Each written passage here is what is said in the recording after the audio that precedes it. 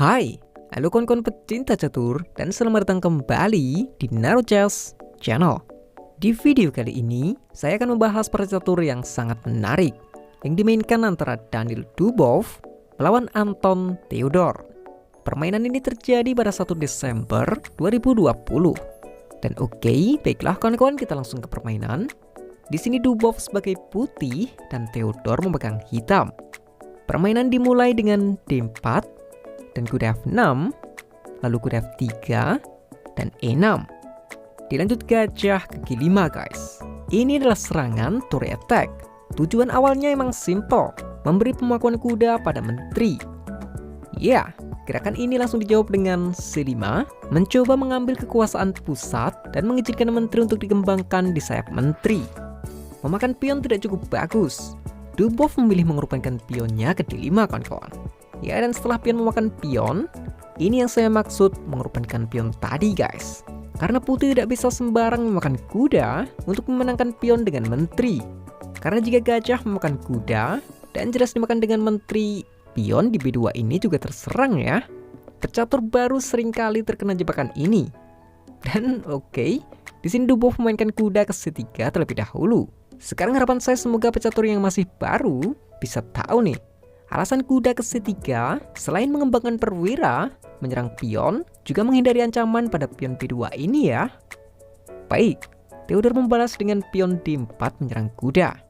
Sekarang baru gajah memakan kuda, dan setelah dimakan kembali dengan menteri, kuda naik ke D5.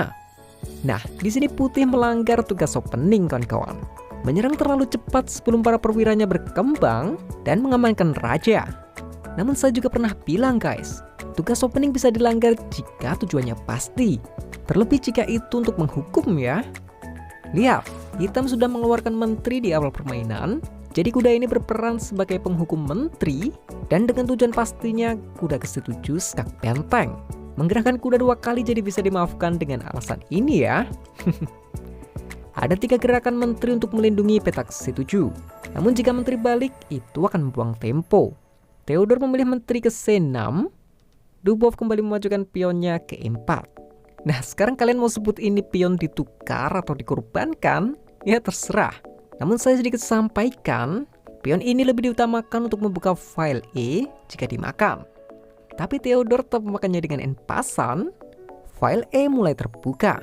Jika pion memakan pion, saya sudah sampaikan tadi, itu akan menutup tujuan serangannya dan melemahkan pionnya sendiri.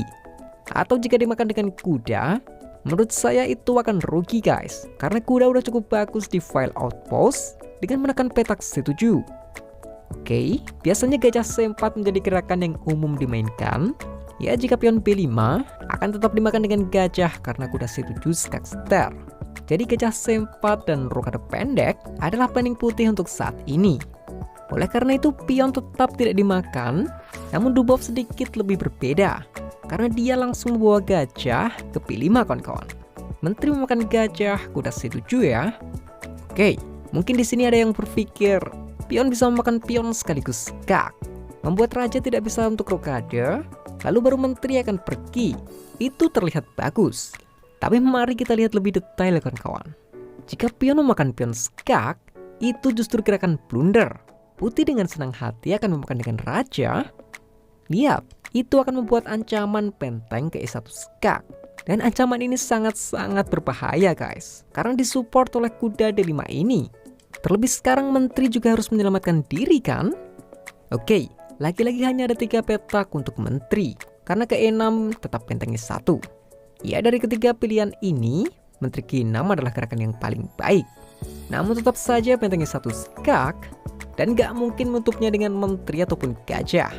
Jadi raja harus ke D8, lanjut kuda naik ke E5, mengancam menteri, dan yang terpenting adalah ancaman skak mat memakan pion F7. Oke, menteri F5 skak, dengan simpel menteri menutup, dan hitam hanya bisa selamat dengan menteri memakan kuda. Tapi itu sangat jelas putih yang diunggulkan ya. Dan mari kita coba lihat jika menteri memakan menteri, dan setelah dimakan kembali, sekarang bagaimana cara hitam untuk melindungi pion F7 ini? Nggak bisa guys. Mungkin bisa diperpanjang dengan gajah E7 menutup serangan benteng. Ya tetap aja kuda kali C7 skak. raja dipaksa ke E8, benteng ke dikejar skak, paksa raja ke F8, lalu kuda ke D6. Ancaman pada gajah dan skakmat. Mungkin pion G6 harus dimainkan untuk membuat petak lari buat raja. Tapi benteng F7 skak, paksa raja ke G8, dan kuda E7 skakmat. Skakmat yang sangat cantik bukan? Dan oke, kita kembali ke permainan. Nah, jadi hitam tidak bisa sembarang memakan pion F2 ini ya. Di sini menteri langsung ke D6. Saya sudah katakan, tujuan putih ini adalah membuka file E. Jadi pion tidak dimakan juga, tapi Dubov langsung rokade pendek. Theodor juga langsung dengan gajah E7. Sekarang kalian tahu ya, raja harus cepat mungkin berpindah dari file E ini. Oke, Dubov benteng ke E1, tetap berusaha membukanya dengan benteng. Dan ini adalah kesempatan yang bagus. Jadi Theodor akhirnya juga rokade pendek. Mungkin raja hitam sekarang bisa lebih tenang. Namun setelah pion dimakan dengan benteng menekan gajah 2 kali, gajah mundur ke D8, lalu kuda ke E5. Guys, apa kalian tahu ide dari kuda di sini? Yaps, dia berpotensi memakan pion F7 dengan bantuan gajah di C4. Namun yang lebih bagus, gerakan ini juga akan membuat menteri untuk ikut menyerang. Oke, jika benteng E8, mungkin kuda akan langsung memakan pion. Namun saya akan lebih tunjukkan alasan kuat jika menteri ini akan berusaha ke H5 kawan-kawan. Semisal di sini kuda ke A6 dengan tujuan C7 menghilangkan kuda yang sangat berbahaya ini. Lihat, menteri akan ke H5, langsung saja mengorbankan kuda.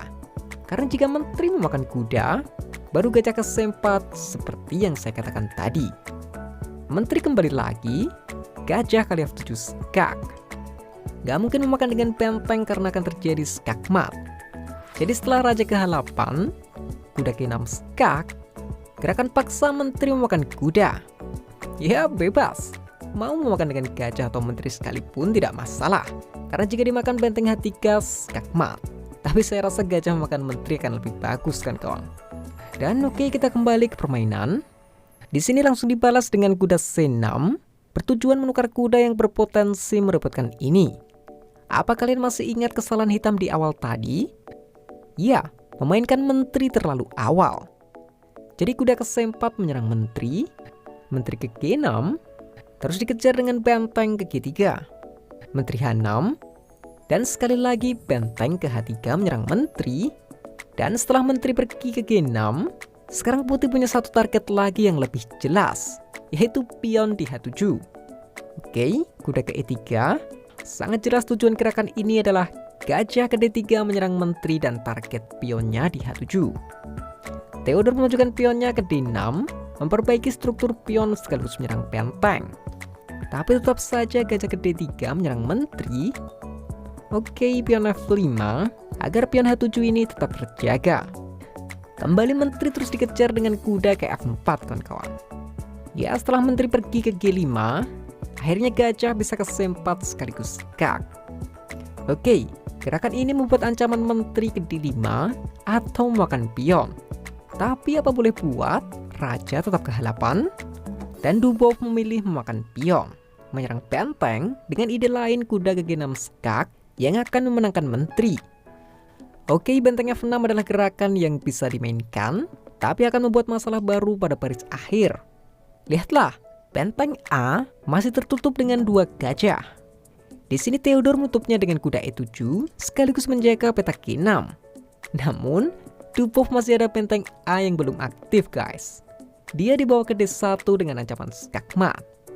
Jawaban di sini adalah pion B5 menyerang balik gajah. Dan perlu diketahui, ini bukan gerakan pasrah ya. Karena setelah Dubov tetap memakan gajah mengorbankan menteri, ya menteri dimakan akan terjadi skakmat. Respon Theodor adalah gajah ke A6 membuat 3 ancaman. Pertama, benteng mengancam menteri, pion masih mengancam gajah, dan menteri juga mengancam kuda. Oke, menteri D6 adalah gerakan yang normal. Tapi melihat gajah yang sangat aktif ini akan hilang, Dubov tidak mau menyia-nyiakan kesempatan ini. Menteri memakan kuda guys. Sangat-sangat keren. Berarti double pengorbanan menteri ya. Jika menteri memakan menteri, kuda G6 bukan hanya skak star, tapi skakmat kawan-kawan. Ya, serangan ini nggak terbendung lagi.